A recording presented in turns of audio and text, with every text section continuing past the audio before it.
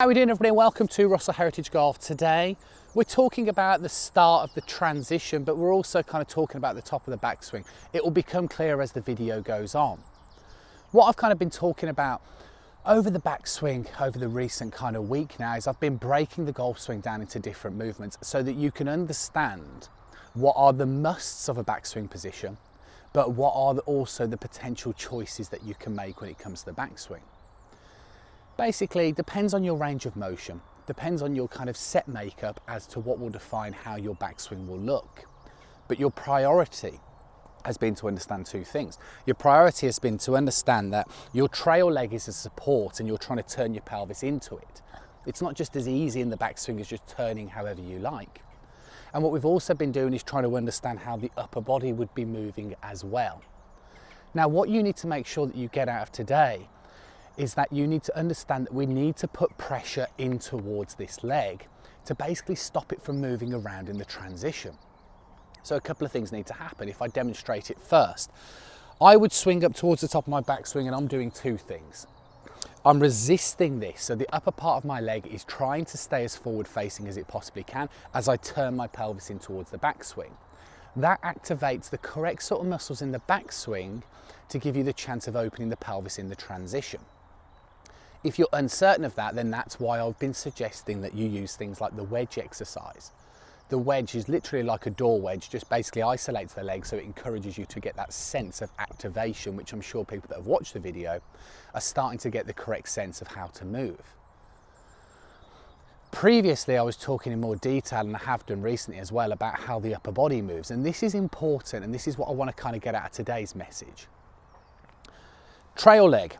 If we're going to do it correctly, you would turn, right? So we would find a way to stay centered. You're resisting the rotation on the upper part of the leg, but we're also finding a way to put pressure in towards the trail side. The reason why this is important is because when you open up the hips in the transition, there can't be any weight on this left-hand side. Imagine yourself throwing a ball. You would put the weight on the trail side, you would open up your pelvis whilst it's got no weight on it. As soon as you put weight onto it, then it's going to restrict how much it can move. So when we look at the professional golfers, they're all slightly different in terms of how they would do it. Some keep more flexion, some have a greater range of motion, so the leg would look straighter. But what we know is in this transition, as they're re-establishing pressure in towards this lead side, what they're also doing is that it's weightlessness. So there's no weight on it, which gives them the freedom to open the pelvis so that it can square in transition. There's kind of two things that you're going to be looking for if you do this movement correctly. One, from a side-on perspective, would mean that as I turn back, as we draw a line on the back of the hips, and I'm encouraging golfers to video their swing, you should be able to pull your left hip, my left hip, so your lead hip back onto the same plane or the same position as wherever your trail hip is at the top of the backswing. The other thing that should happen if you've loaded correctly is that from a face-on perspective, can you see the way it's kind of almost just staying still as I pull this lead hip back? Now, you'll get this wrong because of two counts, okay? If you don't load it correctly, you'll notice that if you video your swing, your hip will be in a position at the top, but as you pull the left one back, the right one will come forward. And the other thing that you'll notice is that, again, if you don't load it correctly, as soon as you pull this one back, this one will start to do things like spin out. So the importance of pressure loading is absolutely pivotal. And the best exercise for this is, again, to go back to the wedge exercises. When you go back to the wedge exercise and you put your foot onto the wedge, this is what I was saying, you need to feel like you are pushing pressure down in towards the wedge as you're triggering a rotation, because basically it stops the right leg from doing things like I mentioned, drifting forward, sliding, spinning out. That's why it's so important to understand that you need to put pressure in towards this trail side. See, we're like a spinning top, if you like, the spine and the pelvis. When the left one goes forward, the right one goes back, and when the left one goes back, the right one comes forward. Anatomically, there's very little that you can do about this. And you see, that's the conundrum that possesses most golfers, because if I just turn back without consciously putting any pressure in towards the ground, as soon as I initiate my downswing and I try and pull the left one back, my right one comes forward, therefore triggering an over-the-top move. And really what we've always done, I suppose, in golf coaching prior to that time is we know that over the top is no good. So we've kind of encouraged people to kind of, create a lateral motion.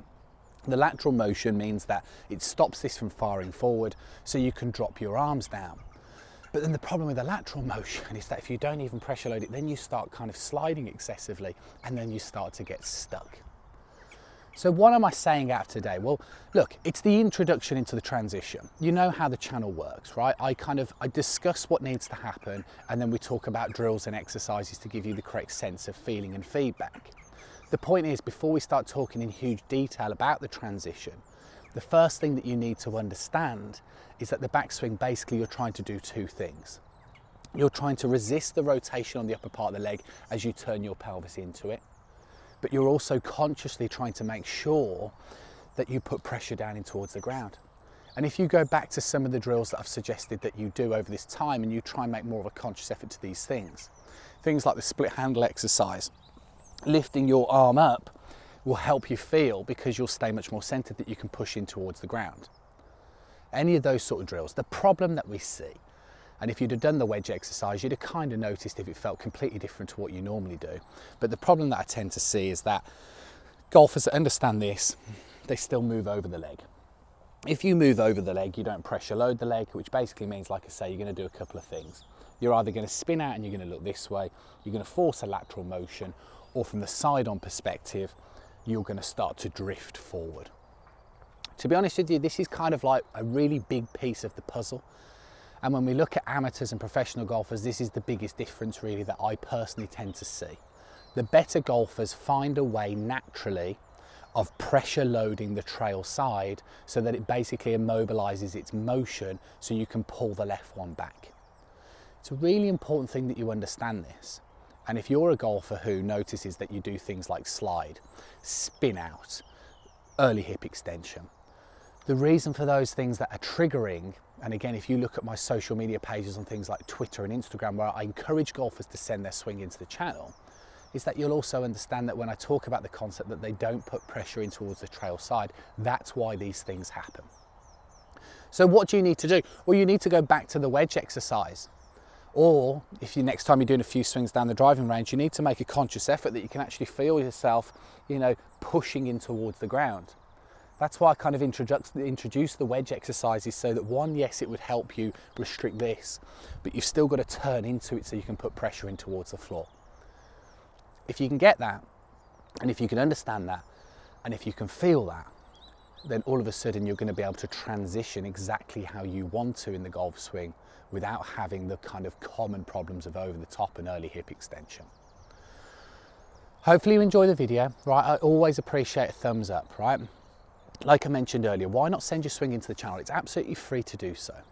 In the description box below is where you'll see the links to my social media pages. That's where you can send in. I basically annotate over the video and I'll get back to you as soon as I possibly can. Why not press that subscribe button as well? It's absolutely free to do so. And if you're going to do so, why not just press the little bell icon, because it means you'll receive notifications every time a new video comes out. You need to understand now that fundamentally there's two things that you have to get in the backswing position.